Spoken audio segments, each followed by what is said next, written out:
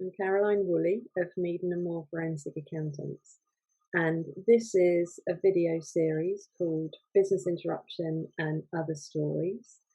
And it's me interviewing people that I've met along the way. I've been in business interruption in the industry for over 20 years. So today's interview is with David Lanfranchi of CSM Sport Entertainment. Now, David is the risk manager for the firm, and but he's had various roles throughout the years, and I used to work with him. He has been in claims as an account manager at a broking firm, Business Interruption Centre of Excellence with me, and now a risk manager. So I thought it'd be interesting to speak to David, and he knows this is being recorded, so I am going to let him in, and he will join us shortly.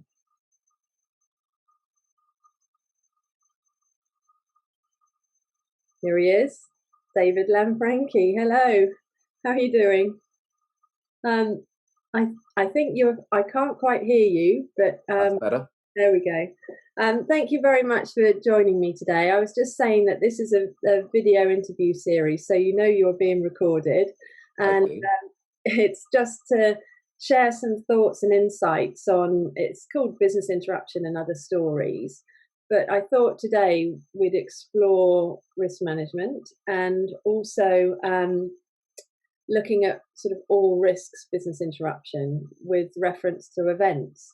So I just very briefly introduced you, David, but you've worn many hats over the years. And I actually looked at your LinkedIn profile this morning, and it says over 30 years in the industry. It's scary. You kind of suddenly, you come into the business and you're the slightly green wet behind the ears, young trainee, and without any warning at all, suddenly you've been around 30 years, and people are asking to interview you. Well, a small part of the 30 years then was actually with me. And we got to talk about business interruption all day, which was great. But you had 10 years in loss adjusting, and you've also worked as a broker and account manager, but now risk manager. So what I wanted to do is just explore that a bit more. And I've got a couple of questions.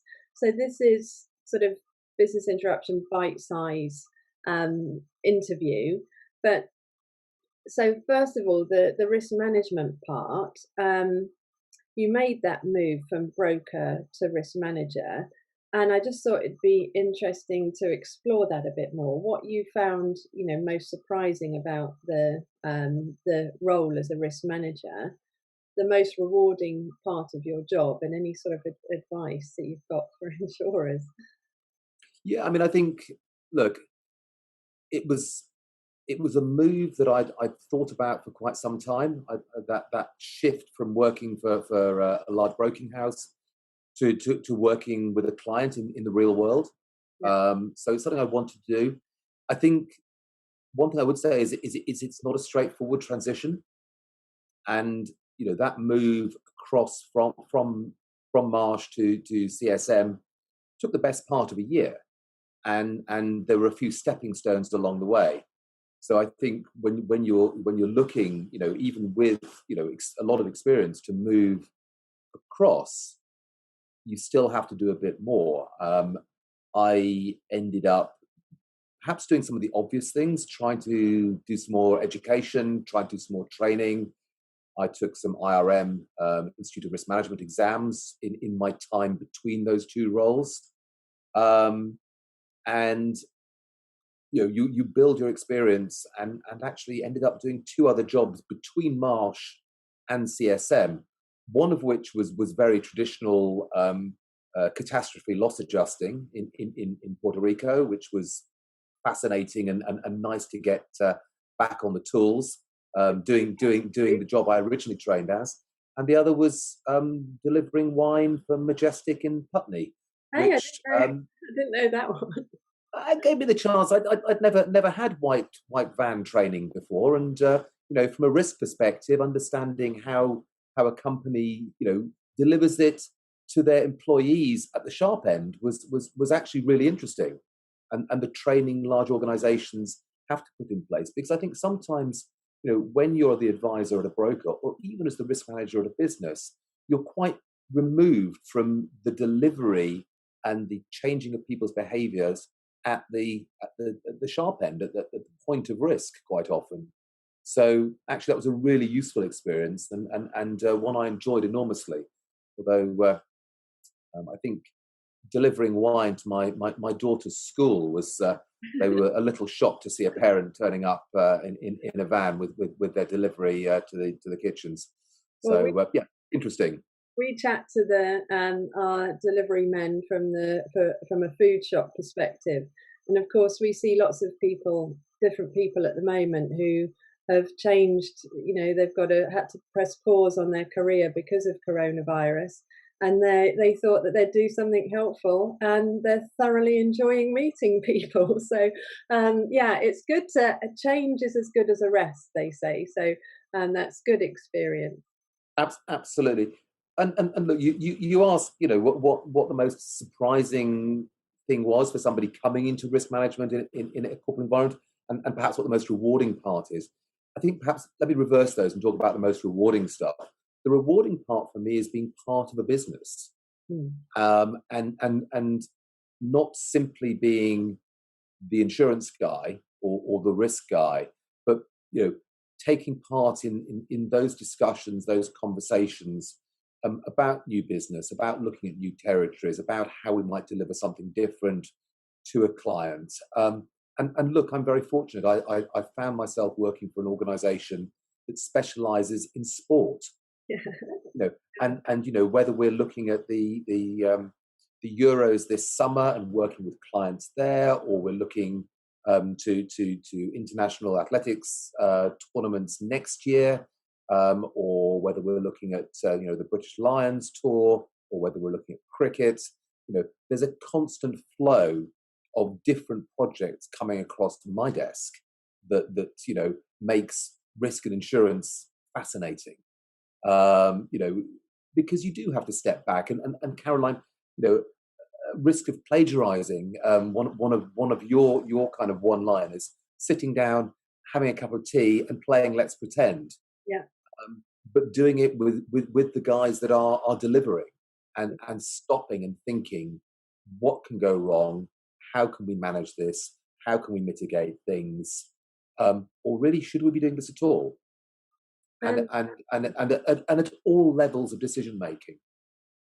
To be directly involved in that is great, and having been post loss for much, a big chunk of your career like me, we've been exploring. We started exploring pre-loss with business interruption many years ago, but and hopefully most of what you do is going to be the pre-loss, let's pretend scenarios. But the experience that you've had at a large broker, and also in claims, but definitely the move from broker to risk manager, you must have empathy with the service providers for you, and you understand, I suppose, what they're going through, but you must also have a very clear view of best practice, what they should be doing, but also what they can't do.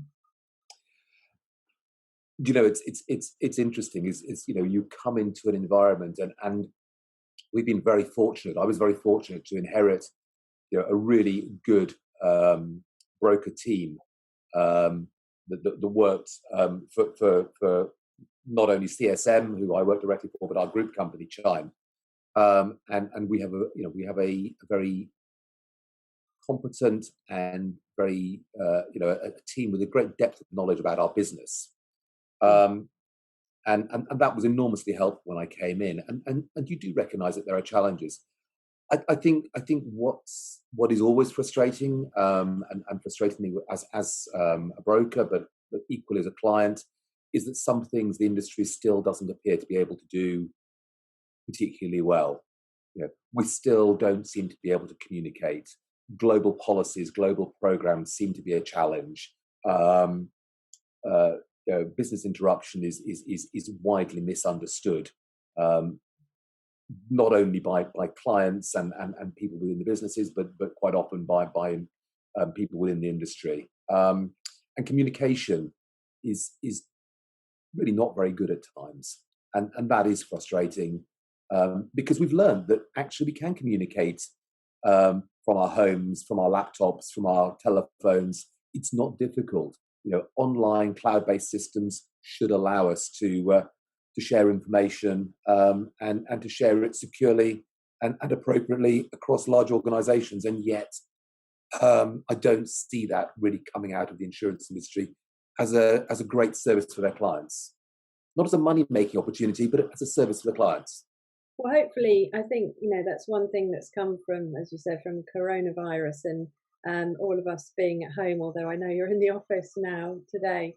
But I just, maybe if we can explore that a bit more in terms of the insurance industry and what's been happening, because obviously as an events business, your business has been severely affected like many others. And many other industries in the over the last year or so, and in terms of, I would imagine you've got pretty good insurance in place, and I have confidence in that. But I'm sure that that's been pushed recently. But maybe in terms of the events insurance, maybe we could explore that a bit more, because it's one of those sort of true all risks policies, isn't it? It really is. And excuse me. Look, as a business, we're not purely an events business. We do an awful lot of other things, but certainly we do run events. And last year we had a number of events planned. We make a very conscious decision when it comes to standalone cancellation coverage. We don't take it out for every event that we are involved in, quite often because the events that we're involved in are run by others, and we're simply providing part of the service to that event.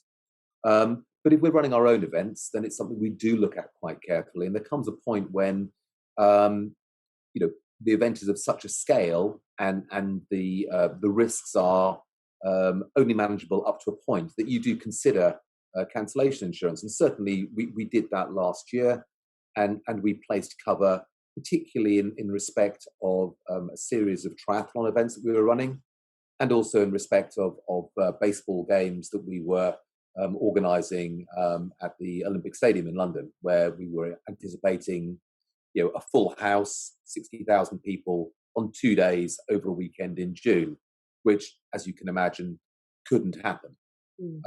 So we spent a long time not only with our brokers talking through what could happen, but also with one another, just walking through what if, how could this happen. And I remember very clearly spending a very pleasant hour and a half with our project lead walking around St James's Park, which is we're lucky, it's quite close to our office. And we walked around the park for an hour and a half going, what if? How about this? What if we lose transportation? What happens if we have the death of a royal? What happens if what are the rules around baseball and rain? At what point do you have to stop playing baseball? And how is that called? So we did spend an awful lot of time with some of these larger events, really working through all those potential contingencies. And in there somewhere, when we were having those conversations at the back end of 2019, was contagious disease, and it was something that was part of our plans. I have to say, it probably wasn't foremost in our minds, but the coverage was bought, it was placed, and all credit to the insurance industry, they responded. And we were well supported by our brokers, by the adjusters that they appointed, and I have to say by my teams internally here, who have prepared comprehensive and detailed budgets for our events that were easily auditable, Yeah. so that we were able to take to the adjuster, a very clear and comprehensive financial picture of where we were at point of cancellation, and that allowed them to audit all our documents, all the invoices, all the contracts, and as a result, we ended up receiving from insurers what we had anticipated to receive, Yeah. which was a nice place to be. Yeah. So, And in a year that was challenging, was fairly important.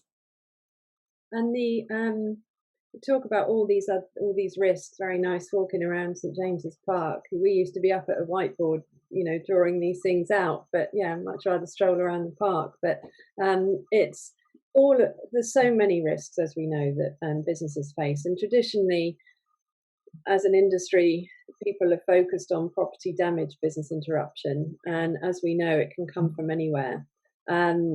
My money was on cyber, actually, bringing the world to its I knees. think a lot of people's was, and probably still is.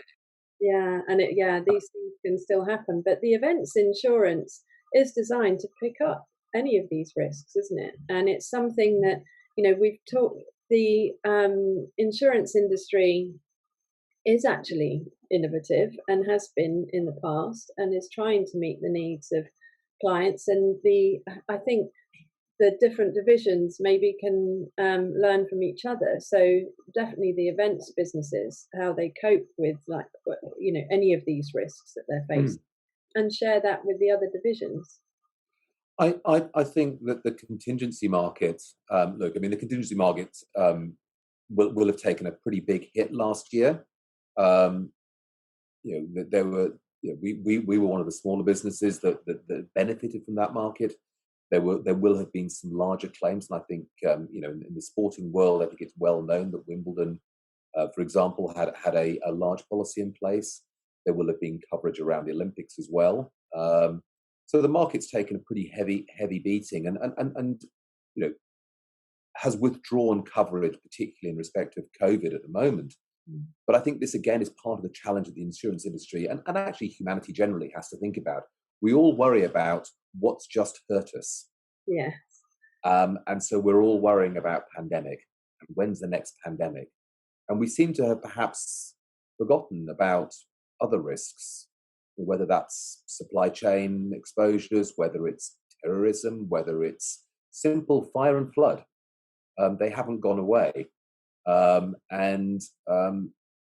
think that stepping back from your projects and taking the time, formally, informally, in a park or with a whiteboard, going through what if is a really important part of the process. And it is one of the most rewarding parts of what I do here is being involved in those projects.